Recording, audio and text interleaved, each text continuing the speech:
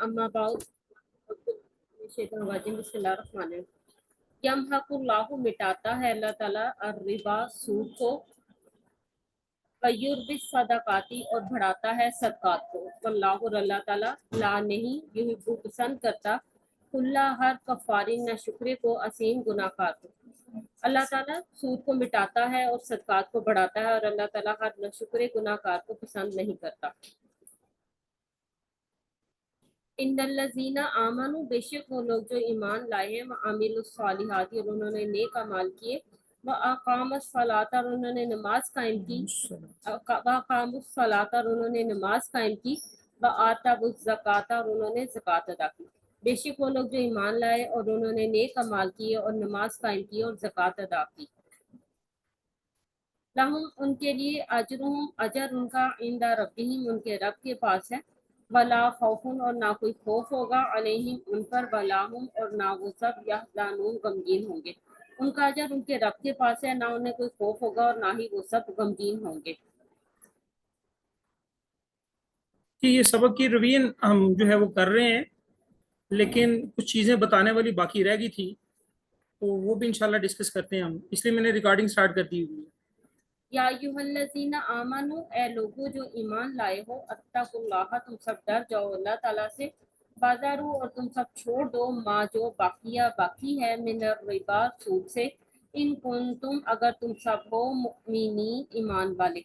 ए लोगो जो ईमान लाए हो तुम सब अल्लाह से डरते रहो और उस चीज़ को छोड़ दो जो सूद से बाकी रह गया है अगर तुम सब मोमिन हो। जी तशरीह हम काफ़ी जो है वो कर चुके हैं इसकी, तो अभी थोड़ा सा तर्जमे पर फोकस करें। फ़इल्लम तफ़अलू फिर अगर ना तुम सब ने किया फ़अज़ानू फिर तुम सब होशियार हो जाओ, तैयार हो जाओ बिहरबिन जंग पर मिनल्लाहि अल्लाह से व रसूलिही और उसके रसूल से व इन और अगर तुम तौबा कर लो फलाकुम फिर तुम्हारे लिए रूसु असल अम्वालिकुम तुम्हारे अम्वाल है माल है।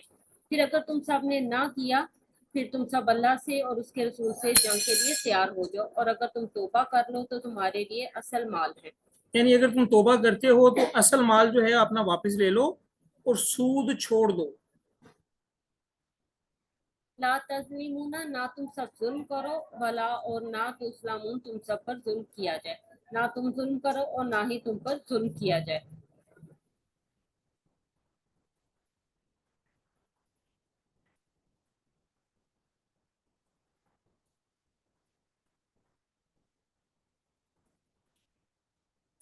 फ़इन और अगर काना हो वो उसरातिन तंगी वाला फनाजीरा तुम फिर मोहलत दी जाए इला मईसरा खुशहाली तक आसूदा हाली तक वन और ये कि तसद्दा को तुम सब सदका करो खैरुल लकुम बेहतर है तुम्हारे लिए इन कुंतुम अगर तुम सब हो तालामून तुम सब जानते। और अगर अगर तंगी वाला हो तो उसे आसूदा हाली तक खुशहाली तक मोहलत देनी चाहिए और ये कि तुम सब सदका करो तो तुम्हारे लिए ज्यादा बेहतर है अगर तुम सब समझ बूझ रखते हो। यानी पिछली आयत में अल्लाह तबारक व तआला ने फरमाया कि जो प्रिंसिपल अमाउंट है, जो असल ज़र है तुम्हारा, वो वापस ले लो और सूद को छोड़ दो। लेकिन अगर जिसको जो मकरूज है, जिसको तुमने कर्जा दिया हुआ है, वो तंगी में हो तो उसको मोहलत देनी चाहिए यहाँ तक कि वो असूदा हाली तक पहुंच जाए। लेकिन अल्लाह तबारक व तआला आगे फरमा रहे हैं जो एहसान का दर्जा है वह इन तसद्दकू, अगर तुम सदका कर दो खैरुल लकुम तुम्हारे लिए बेहतर है इन कुंतुम तालमून, अगर हो तुम सब समझ बूझ रखने वाले। अच्छा, इस ज़िमन में ना कुछ अहादीस सुन लें।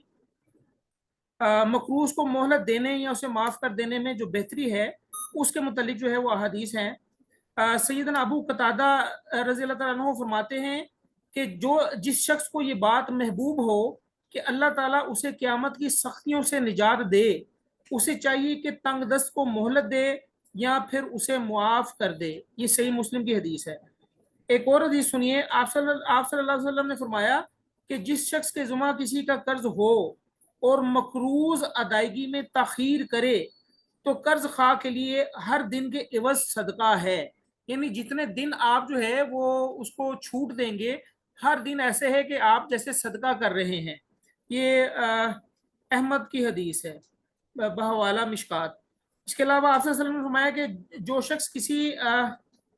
जो शख्स किसी तंगदस्त को मोहलत दे या माफ कर दे, क़यामत के दिन अल्लाह उसे अपने साये में से जगह देगा। یہ طویل حدیث سے اقتباس جو ہے وہ ایکسٹریکٹ ایک چھوٹا سا نکال کے انہوں نے دیا ہے مسلم میں سے. میں نے شاید وہ جو 7 لوگوں کی جو حدیث بیان کی تھی کہ 7 ایسے شخص ہوں گے جن کو اللہ تعالیٰ جو ہے وہ عرش کا سایہ نصیب کرے گا قیامت والے دن. ان میں سے شاید یہ ایک وہ بھی ہے جو تنگ دست کو مہلت دے یا اسے معاف کر دے. اچھا اب اس کے علاوہ ایک اور حدیث سنیے گا ذرا. عبداللہ بن کعب رضی اللہ تعالیٰ عنہ کہتے ہیں کہ میرے باپ یعنی کعب بن مالک نے عبداللہ بن ابھی حضرت سے مسجد نبوی میں اپنے قرض کا تقاضا کیا. یعنی 2 شخص ہیں, ایک نے دوسرے سے قرض کا تقاضا کیا کہ بھئی قرض واپس کر دو. دونوں چلانے لگے. آپ صلی اللہ علیہ وسلم اپنے حجرے میں تھے, ان دونوں کی آوازیں سنی تو آپ صلی اللہ علیہ وسلم حجرے کا پردہ اٹھا کر برآمد ہوئے اور کعب کو پکارا. کعب رضی اللہ تعالیٰ نے کہا کہ حاضر یا رسول اللہ. آپ صلی اللہ علیہ وسلم نے اشارے سے فرمایا کہ آدھا قرض چھوڑ دو. کعب کہنے لگے یا رسول اللہ میں نے چھوڑ دیا. پھر آپ نے ابو حضرت سے فرمایا اٹھ اور اس کا قرض ادا کر. یعنی یہ ایک کہہ لیں کہ تھوڑی سی یہ ترغیب دلائی جا رہی ہے, انڈیوسمنٹ دلائی جا رہی ہے کہ قرض کو جو ہے وہ چھوڑ دینا بھی یہ سنت رسول ہے, اور یہ بخاری کی حدیث ہے. تو یہ کچھ احادیث بیان جو ہے وہ کرنا باقی رہ گئی تھی جو میں نے بیان کر دی کہ مقروض کو مہلت دینے کے متعلق احادیث تھی. اس کے علاوہ جو ہے وہ یہ آیت بھی پڑھ لینا نادش, پھر آگے چلتے ہیں انشاءاللہ. فتقوا تم سب پرہیزگاری اختیار کرو, تم سب ڈرو, یومن اس دن سے, ترجعون تم سب لوٹائے جاؤ گے, فیہی اس میں اللہ اللہ کی طرف, ثم پھر توفا پورا دیا جائے گا, کل نفس ہر نفس کو, ہر جان کو, ما کسبت جو اس نے کمایا ہوگا کیا ہوگا, وہم اور وہ سب لا نہیں یظلمون وہ سب ظلم کیے جائیں گے. اور تم سب ڈرو اسی سے جس دن تم سب اللہ کی طرف لوٹائے جاؤ گے, پھر ہر جان کو پورا بدلہ دیا جائے گا ان اعمال کا جو اس نے کیا ہوگا, اور وہ سب ظلم نہیں کیے جائیں گے.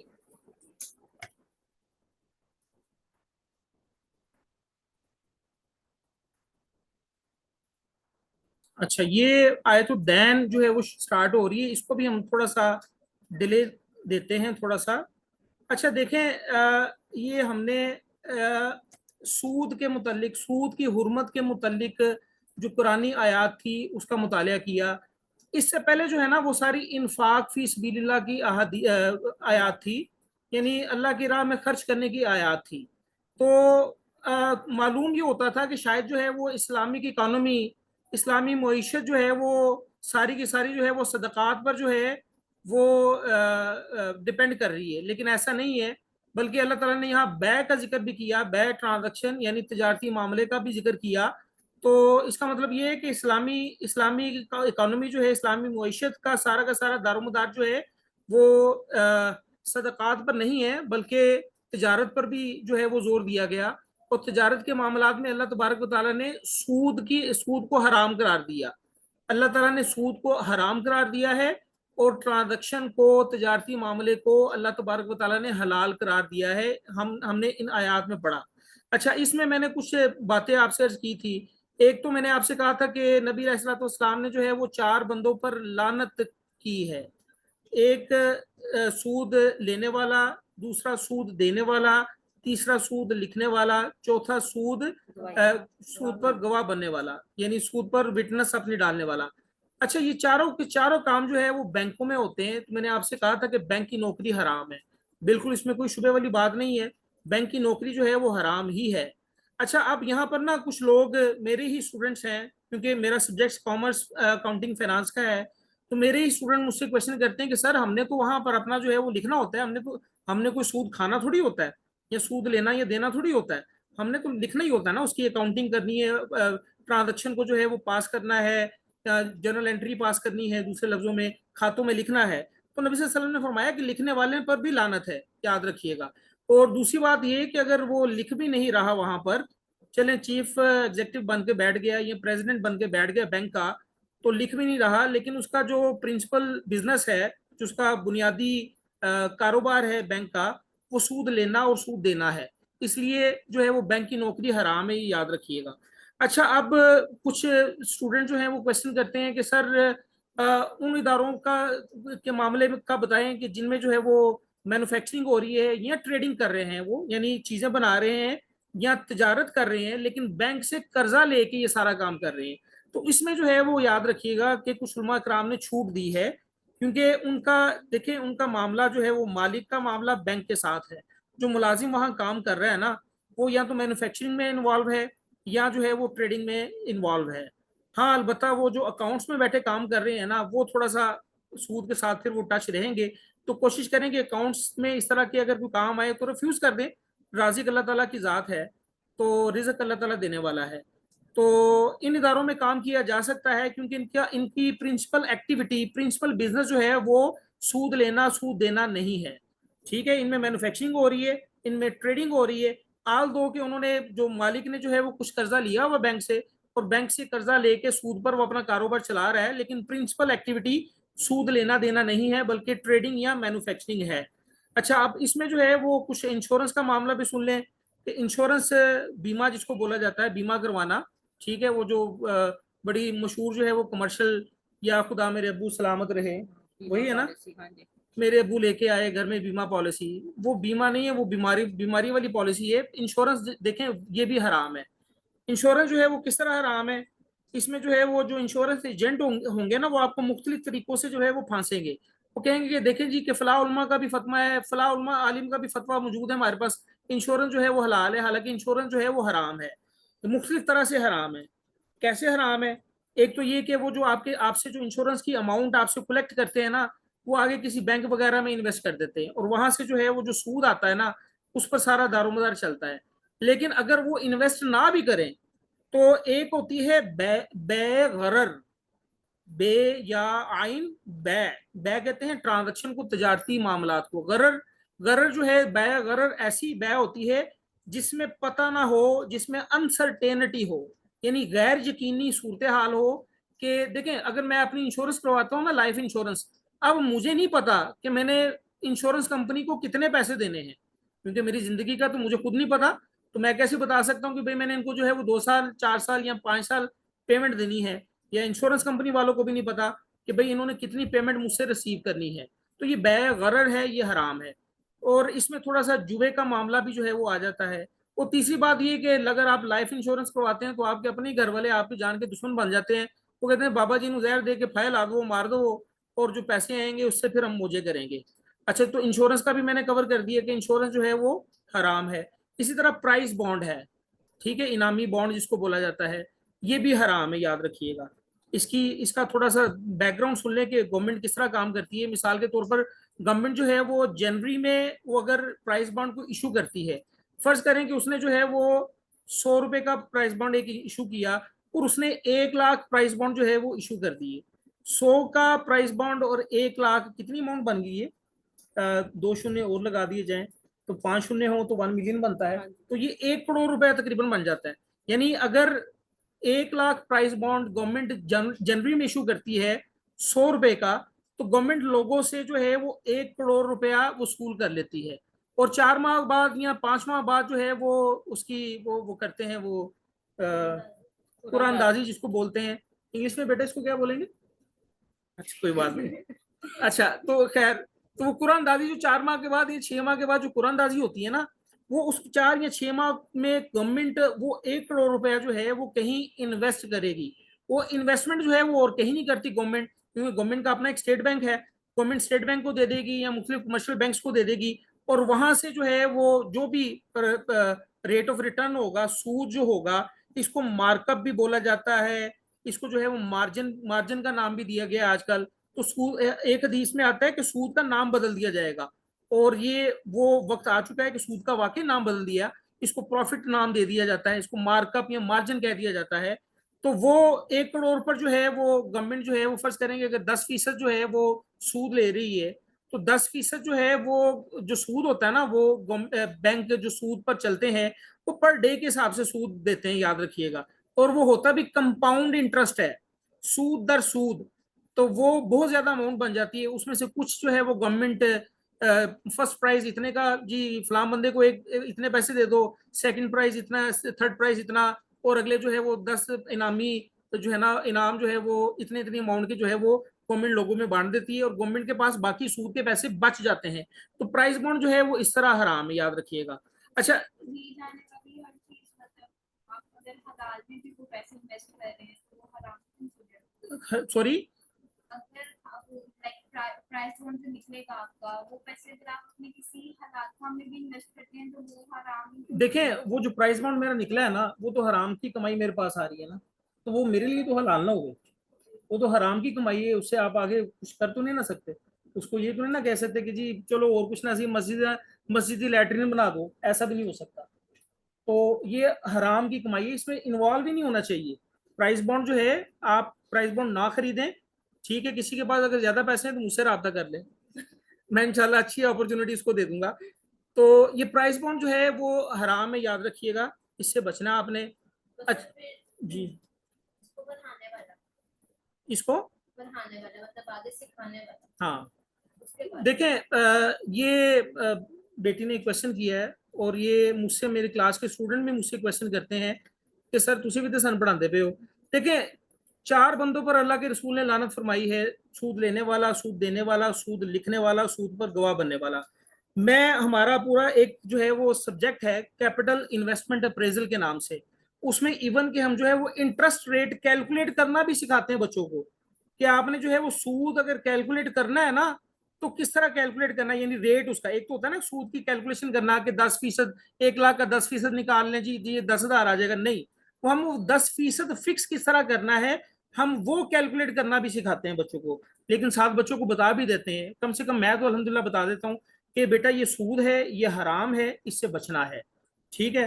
تو میں تو اپنی کمائی اس حوالے سے سمجھتا ہوں کہ جائز ہے, ٹھیک ہے, کم سے کم اگر وہاں پر نہیں ہوتا تو میری جگہ پر کوئی اور آ کے پڑھائے گا. تو یہ جو کمپنیز وغیرہ مطلب میری کزن کرتی تھی کام ویزا کنسلٹنسی کا, اس میں بھی وہ بچوں کو باہر مطلب ایز اے اسٹوڈنٹ بھیجنے کے لیے ویزے کے جو پیسے لیتے تھے اس میں سے وہ 10% رکھنا رکھتے تھے. وہ کمیشن ہے نا, وہ کمیشن ہے بیٹا. دیکھیں وہ اپنی سروسز پرووائڈ کر رہے ہیں نا, اب انہوں نے مفت بیٹھ کے تو نہیں نا ان کی ویزا کے سارے ڈاکومنٹیشن کروانی, تو ویزا کی وہ جو ویزا کے سروسز پرووائڈ کیے جا رہے ہیں وہ بالکل اس کی سروسز چارجز جو ہیں وہ جائز ہیں, اس میں کوئی سود نہیں ہے, ٹھیک. لیکن سر اس کے حوالے سے ایک حدیث اس طرح بھی جو ہے نا کہ نبی پاک نے بتا رہی فرمایا تھا کہ اللہ تعالیٰ سے پناہ مانگنی چاہیے ایسے سے جو آپ کو فائدہ نہ دے, جو آپ کے لیے نقصان دے. تو یہ ایک قسم سے نقصان دے گیا. ہاں جی بالکل. ایسی چیز کا علم لینا جس سے اللہ تعالیٰ نے منع کیا. دیکھیں بات یہ ہے کہ اگر میرے جیسے مولوی میدان چھوڑ کے بھاگ جائیں گے تو پھر اس سود کو سمجھے گا کون. جیسے مولانا تقی عثمانی ہے, وہ ماشاء اللہ تعالیٰ ان کی عمر دراز کرے, وہ اکنامکس میں بھی انہوں نے ماسٹر کیا ہوگا. اب اکنامکس میں ماسٹر جو ہے وہ اگر آپ سمجھتے اس میں بھی جو ہے وہ انٹرسٹ بیس جو ہے وہ ساری چیزیں بتاتے ہیں. تو اب وہ اس وقت جو ہے نا پاکستان میں جو فرسٹ اسلامک بینک ہے وہ میزان بینک ہے, اس کے شریعہ بورڈ کے وہ انچارج ہیں. آل دو کہ اسلامک بینکنگ یہاں پاکستان میں جو ہو رہی ہے وہ فل فلیج اسلامک بینکنگ نہیں ہے, لیکن اسٹیپ ٹوورڈس اسلامک بینکنگ ہم کہہ سکتے ہیں. لیکن انہوں نے کچھ سود کو سمجھا تبھی تو اس کے پیرالل کوئی نظام لے کے آئے. تو جب تک ہم سود کو سمجھیں گے نہیں تب تک اس کے پیرالل نظام ہم لے کے نہیں آئیں گے. تو یہ نہ سمجھے کہ یہ بالکل جو ہے وہ علم ہے ہی نہیں. تو انٹرسٹ کو سمجھیں, انٹرسٹ کو سمجھائیں بھی لوگوں کو, لیکن ساتھ یہ بھی بتا دیں کہ یہ سود ہے, یہ اللہ تعالیٰ نے اس کو حرام قرار دیا ہے, اس سے بچنا ہے, ٹھیک ہے. ہاں جیسے جو ہے وہ اللہ تبارک و تعالیٰ نے حضرت سلیمان علیہ السلام کے دور کے بعد 2 فرشتے آسمان سے زمین پر اتارے تھے لوگوں کو جادو سکھانے کے لیے, کیونکہ لوگ جو ہے وہ فرق نہیں کر پا رہے تھے معجزے اور جادو میں. تو اللہ تعالیٰ نے جو ہے وہ جادو سکھانے کے لیے 2 فرشتے زمین پر اتار دیے, اور وہ فرشتے یہ کہا کرتے تھے کہ ہم تمہیں یہ سکھا رہے ہیں, فتنہ ہے یہ آزمائش ہے, اللہ تعالیٰ نے اس کو حرام قرار دیا ہے. وہ یہ بھی کہا کرتے تھے, ٹھیک ہے. فَيَتَعَلَّمُونَ مَا لَا يَنْفَعُهُمْ وَلَا يَضُرُّهُمْ, لوگوں کو وہ سکھایا کرتے تھے جو ان کو فائدہ نہیں دیتا تھا بلکہ نقصان پہنچایا کرتا تھا, جادو سکھاتے تھے. لیکن ساتھ میں یہ بھی کہہ دیتے تھے کہ ہم جو ہے وہ اللہ تعالیٰ کی طرف سے آزمائش ہے, فتنہ ہے, ٹھیک ہے, تو اس سے بچو.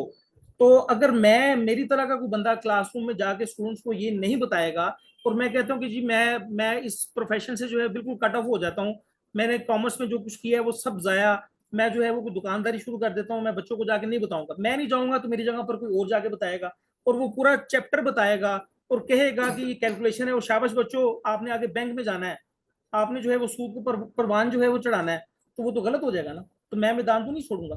تو اسی طرح جو ہے وہ میں یہ کہتا ہوں کہ میں اپنے اسٹوڈنٹس کو بھی یہ کروں, ہاں سسٹم میں رہ کے سسٹم کو بدلنے کی کوشش کریں. تو اچھا اب اس کے علاوہ جو ہے وہ یہ بھی ہو گیا. اچھا اب ایک چیز تھوڑی سی رہ گئی, وہ یہ ہے کہ قرض میں جو قرض کی جو چیزیں ہیں, قسطوں پر جو اشیاء لیتے ہیں ہم, انسٹالمنٹ پر جو چیزیں ہم لیتے ہیں, کیا وہ جائز ہے یا حرام ہے؟ اچھا اس میں دو اسکول آف تھاٹس ہیں. جتنے بھی ہمارے سیکٹس ہیں نا اسلامک, جتنے بھی فرقے ہیں اسلام کے, وہ چاہے وہ بریلوی ہوں, دیوبندی ہوں, حنفی ہوں, مالکی ہو, شافی ہوں, اہل حدیث ہو, مقلد ہو, غیر مقلد ہو, ایون اہل تشیع ہوں, سب کو اکٹھا کر دیا جائے نا, تمام کے تمام علماء دو حصوں میں بٹے ہوئے ہیں. ایک جو ہے نا اسکول آف تھاٹ یہ کہتا ہے کہ یہ جو ہے نا قسطوں پر چیزیں خریدنا اور بیچنا یہ حرام ہے. دوسرا اسکول آف تھاٹ کہتا ہے کہ قسطوں پر چیزیں بیچنا یہ جائز ہے. ٹھیک ہے, دونوں کے پاس اپنی اپنی دلیلیں ہیں اور اسٹرانگ دلیلیں ہیں. تو اس میں زیادہ ڈیٹیل میں نہیں جاؤں گا, آلتو کو تھوڑی سی ڈیٹیل کا مجھے پتا ہے. تو بہرحال آپ قسطوں پر چیزیں اگر کوئی نیسیسٹی ہے لائف کی, تو وہ اگر جس کے بغیر گزارا نہیں ہے تو وہ لے لیں آپ. لیکن اگر کوئی لگژری ہے لائف کی, کوئی تعیشات زندگی میں بات آتی ہے, تو اسے اوائڈ کریں آپ. خیر اچھا ایک اور لاسٹ آخری بات, ایک ہے جی پی فنڈ جو گریجویٹی پروویڈنٹ فنڈ کہلاتا ہے. اس پر جو ہے نا وہ سود ملتا ہے. یعنی جو سرکاری ملازم ہوتے ہیں, یہ ایون کے جو آج کل مختلف کمپنیز میں کام کرتے ہیں, پرائیویٹ کمپنیز ہیں, پبلک لمیٹڈ کمپنیز کہلاتی ہیں, وہ بھی اپنے جو ہے وہ امپلائیز کے کچھ پیسے تنخواہ میں سے کاٹ کے جو ہے وہ ریزرو رکھ لیتے ہیں اور وہ بینک میں جمع کروا دیتے ہیں. پھر اس پر سود ملتا ہے. پھر at the time of retirement جو ہے وہ ملازم کو اس کے اپنے پیسے پلس اس کے سود کے پیسے واپس کر دیے جاتے ہیں. تو یہ جی پی فنڈ کے متعلق بھی جو ہے وہ کچھ علماء کہتے ہیں کہ یہ ٹھیک ہے, یہ استراری کیفیت ہے, یہ آپ کا جو ہے وہ حق المحنت ہے. آپ نے گورنمنٹ کے ساتھ, جیسے میں ایک جو ہے وہ پبلک سرونٹ ہوں, سرکاری ملازم ہوں, میں نے گورنمنٹ کے ساتھ جو ہے وہ معاہدہ میرا ہے, گورنمنٹ جو ہے وہ میرے پیسے کاٹ رہی ہے, میں نہیں چاہ رہا کہ میرے پیسے کاٹے جائیں, میں نہیں چاہ رہا کہ مجھے سود ملے. تو اس میں آپ کو بتا دوں, یہ اسکول آف تھاٹ جو یہ کہتا ہے نا کہ بھئی میں نہیں چاہ رہا کہ میرے جی پی فنڈ پر جو ہے وہ سود مجھے ملے, تو ٹھیک ہے, اچھی بات ہے, نہیں چاہ رہا تو لکھ کے دے دیں. اس میں ایک شک موجود ہے جی پی فنڈ پروویڈنٹ فنڈ میں کہ بھئی میں اپنے پروویڈنٹ فنڈ پر سود نہیں لوں گا. تو وہ جب سیلری ملتی ہے نا, تو سیلری سلپ کے اوپر لکھا ہوتا ہے انٹرسٹ اپلائیڈ, یس اور نو. تو جس پر یس ہوتا ہے اس کو سود مل رہا ہوتا ہے, وہ نو کروا لے, ٹھیک ہے, تو اس کو سود نہیں ملے گا. تو خیر ہاں نہیں, وہ پروویڈنٹ فنڈ نہیں تھا, وہ that is something else. تو لائبہ کو جو ہے نا وہ پیسے ملے تھے کتنے, 50,000 ملا تھا اس کو, اور سیکنڈ ایئر میں اس کو 20,000 ملا تھا. فرسٹ ایئر میں 28,000 اس طرح کر کے نا, وہ چونکہ اس کے مارکس کی بنیاد پر وہ بھی ہمارے پیسے کاٹے جاتے ہیں, اور اس میں سے بینیولنٹ فنڈ یہ کہلاتا ہے. تو وہ پھر بچے جب بڑے ہو جائیں تو ان کی پڑھائی کے اخراجات جو ہے وہ گورنمنٹ جو ہے وہ اس طرح پے کرتی ہے, اگر بچے پڑھتے رہیں تو. اچھا خیر, یہ ساری باتیں تھیں جو میں کہنا چاہ رہا تھا. آپ کی طرف سے اگر کوئی کوشچن ہے تو آپ پوچھ سکتے ہیں. جی بیٹا, کوئی کوشچن, کوئی بات پوچھنی ہے آپ لوگوں نے؟ اچھا خیر, چلیں آج ہم جو ہے وہ اگلی آیت اپنی وہ بھی سٹارٹ کر لیتے ہیں. تھوڑا سا اس کو پڑھ لیتے ہیں کیونکہ یہ قرآن کی سب سے لمبی آیت ہے. آیت الدین اس کو بولا جاتا ہے. جیسے کہ میرا کرسر آپ کو نظر آ رہا ہوگا کہ جس کے گرد میں گھما رہا ہوں یہ لفظ ادھار, ٹھیک ہے, جس کو لین دین نہیں بولا جاتا, ٹھیک ہے, تو یہ ادھار آیت الدین کہلاتی ہے. تو اس کو بھی تھوڑا سا اس کا مطالعہ ہم کر لیتے ہیں. جی نازش. یا ایھا الذین آمنوا, اے لوگو جو ایمان لائے ہو, اذا جب تداینتم تم لین دین کرو, بدین ساتھ ادھار کے, قرض کے, الی اجل مسمى ایک مقرر وقت تک, فاکتبوہ پس لکھ لو اسے, ولیکتب اور چاہیے کہ لکھ لے, بینکم آپس میں. اے لوگو جو تم سب ایمان لائے ہو, جب تم آپس میں لین دین کرو ادھار کا ایک مقرر مدت تک, معینہ مدت تک, تو تم سب اس کو لکھ لیا کرو. فاکتبوہ خط و کتابت سے ہے. ولیکتب اور چاہیے کہ لکھے وہ آپ تمہارے درمیان, بینکم آپس میں. کاتب لکھنے والا, بالعدلی عدل کے ساتھ, انصاف کے ساتھ. یعنی لکھنے والا جو ہے یہ معاہدہ جب لکھے تو عدل کے ساتھ لکھے. بلا اور نہ یأبا انکار کرے, یہ ابا وستکبرا ہم نے وہ حضرت آدم کے قصے میں پڑھا تھا، انکار کیا اور تکبر کیا. شیطان نے جب انکار کیا تھا نا اس کے لیے اللہ تعالیٰ نے لفظ استعمال کیا تھا ابا واستکبرا، اس نے انکار کیا اور تکبر کیا. ابا کا مطلب ہوتا ہے انکار کرنا. بلا یکبا اور نہ وہ انکار کرے، کاتب لکھنے والا، این یکتبا یہ کہ وہ لکھے، کما جیسا کہ علامہ سکھایا اسے اللہ تعالیٰ نے، فل یکتب پس چاہیے کہ وہ لکھے. اور نہ انکار کرے لکھنے والا یہ کہ وہ اس طرح لکھے جیسے اللہ تعالیٰ نے اسے سکھایا ہے، پس چاہیے کہ وہ لکھے. یعنی اللہ تعالیٰ نے اس کو لکھنا پڑھنا سکھایا نا تو اس کو چاہیے کہ وہ لکھے. پھر اس کی تشریح ہم کریں گے انشاءاللہ کل. تو ابھی آج میرے خیال ہے آیت مکمل کر لیں. ہاں جی، پھر تھوڑی تھوڑی کرتے جانا. جی جی آج آیت مکمل کر لیتے ہیں، پھر تھوڑی تھوڑی کر کے نا اس کی تشریح بھی کر لیں گے. تو آگے چلتے ہیں. یعنی صرف ترجمہ دے. ترجمہ آج. بل یملی للذی، اور چاہیے کہ لکھوائے وہ جو، یملی لفظ ہے املا سے. املا کا اردو کی املا جیسے ہوتی ہے، انگلش میں جو ہوتے ہیں ڈکٹیشن ہوتی ہے. بل یملی للذی، اور چاہیے کہ لکھوائے وہ جو، علیہ اس پر، الحق حق ہے یعنی قرض ہے. بل یتق اللہ، اور چاہیے کہ ڈرے اللہ تعالیٰ سے، ربہ رب ہے اس کا، ولا اور نہ یبخس کمی کرے، منہ اس سے شیئن کچھ بھی. اور چاہیے کہ وہ لکھوائے جس پر حق ہے یعنی جس پر قرض ہے وہ لکھوا لے، اور اسے چاہیے کہ وہ اللہ سے ڈرے، وہ اس کا رب ہے، اور نہ ہی اس سے کچھ بھی کمی کرے یعنی لکھنے میں کوئی کسی قسم کی کمی بیشی نہ کرے. فائن، پھر اگر کانا ہو، الذی وہ جو، علیہ الحق اس پر حق ہے، سفیہن بے وقوف نادان، او یا ضعیفن ضعف سے ہے کمزور، اولا یا نہیں، یستطیع وہ استطاعت رکھتا، قوت رکھتا، طاقت رکھتا، ان یملا یہ کہ وہ لکھوائے ہوا وہ. پھر اگر وہ جس پر حق ہے یعنی جس شخص پر قرض ہے وہ نادان ہو یا کمزور ہو یا وہ لکھوانے کی طاقت نہیں رکھتا تو لکھوائے وہ شخص. فلیملل، پس چاہیے کہ وہ لکھوا دے، ولیشہ ولی اس کا، بالعدل عدل کے ساتھ. یعنی اگر وہ شخص نادان ہے یا کمزور ہے وہ نہیں لکھوا سکتا تو اس کا ولی جو ہے وہ عدل کے ساتھ وہ لکھوا دے. یعنی نادان اور کمزور سے مراد یہ کہ اس کو ابھی عقل نہیں ہے، عقل و شعور نہیں ہے. نادان سے مراد یہ کہ عقل و شعور نہیں کہ کیا لکھوانا ہے. وہ اٹارنی، جس کو پاور آف اٹارنی کہا جاتا ہے، وہ اٹارنی کسی کو دے دے کہ وہ لکھوائے اس کو. بس تشہدو، اور چاہیے کہ تم گواہ بنا لو، شہیدینی دو گواہ، من رجالکم اپنے مردوں میں سے، اور تم سب گواہ بنا لو اپنے مردوں میں سے دو کو.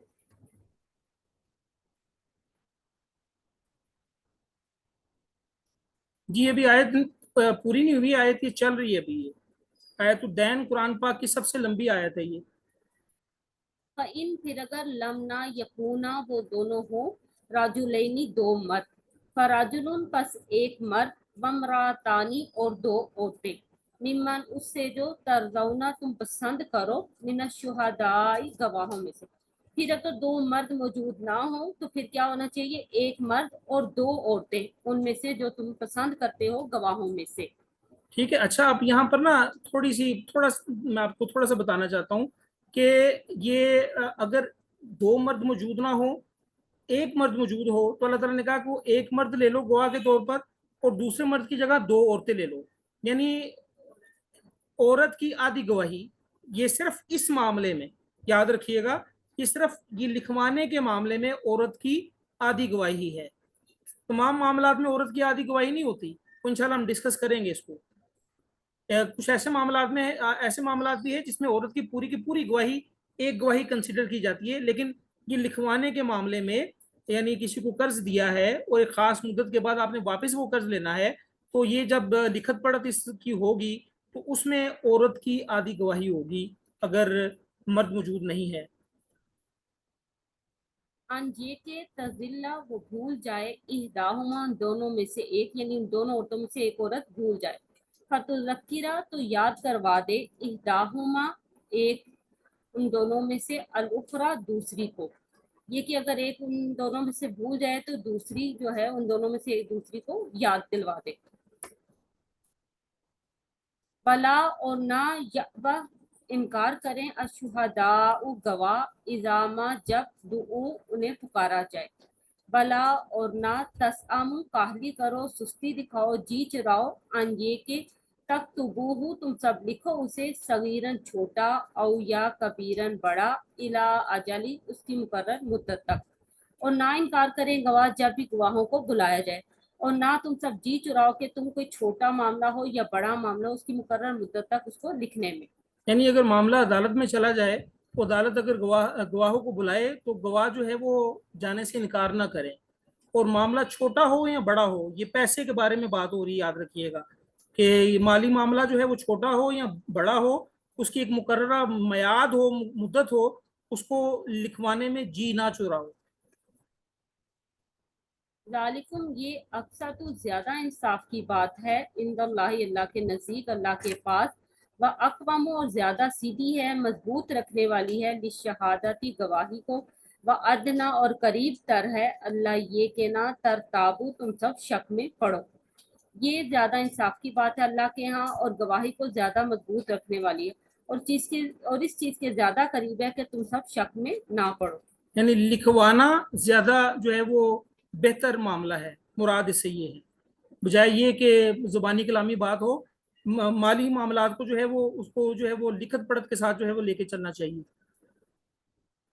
इल्ला अन मगर ये कि तकूना हो तिजारतन तिजारत, हाजिरतन हाजिर, नकद यानी हाथों हाथ, तुदीरूनहा तुम सब लेन देन करते हो उसका, बैनकुम आपस में, फलैसा फिर नहीं, अलैकुम तुम पर, जुनाहुन कोई गुनाह कोई हर्ज, अल्लाह ये कि ना तख्तुबूहा तुम सब लिखो उसे, मगर ये कि तिजारत अगर नकद हो, तुम सब उसका लेन देन करते हो आपस में, तो तुम पर कोई गुनाह नहीं ये कि तुम सब उसे ना लिखो।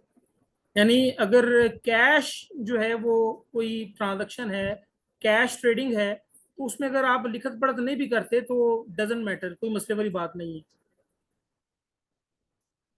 अशहिदु और तुम सब गवाह बना लिया करो, इजा जब, तबायातुम तुम सब आपस में सौदाबाजी करो, लेन देन करो, तबायातुम ये बै से ही है, फला और ना युजारा नुकसान पहुंचाया जाए, तकलीफ दी जाए, कातिबुन लिखने वाले को, भला शहीद और ना ही गवाह को, व इन और अगर तफालू तुम ऐसा करो, फ़इन्नहु फिर बेशक वो फुसूकुन गुनाह है, नाफरमानी है, बिकुम तुम्हारी तरफ से। और तुम सब गवाह बना लिया करो जब तुम सब आपस में लेन देन करो, सौदाबाजी करो, और ना ही लिखने वाले को कोई तकलीफ दी जाए और ना ही गवाह को, और अगर तुम सब ऐसा करोगे तो बेशक ये गुनाहों का काम है तुम्हारी तरफ से। वत्तकुल्लाह तुम सब डरते रहो अल्लाह ताला से, वयुअल्लिमुकुमुल्लाहु और वो तालीम देता है तुम्हें, सिखाता है तुम्हें, वल्लाहु और अल्लाह ताला बिकुल्ली शैइन अलीम हर चीज को खूब जानने वाला है। और तुम सब अल्लाह से डरते रहो, अल्लाह ताला तुम्हें तालीम देता है और अल्लाह हर चीज को खूब जानने वाला है। जी, आयत यहाँ पर मुकम्मल होगी and we have less than 1 minute, तो ये मीटिंग किसी भी वक्त ख़त्म हो सकती है, तो इंशाल्लाह कल मुलाकात होगी। तो जो पार्टिसिपेंट नहीं आए उनको फ़ोन करके कह दें कि वो लेक्चर वैसे ही जो है ना वो सुन लें आज का, तो हम जो अपलोड भी कर देंगे यूट्यूब पर, यहाँ आपके ग्रुप में भी आ जाएगा। जी, अस्सलाम वालेकुम। अस्सलाम वालेकुम। वाह।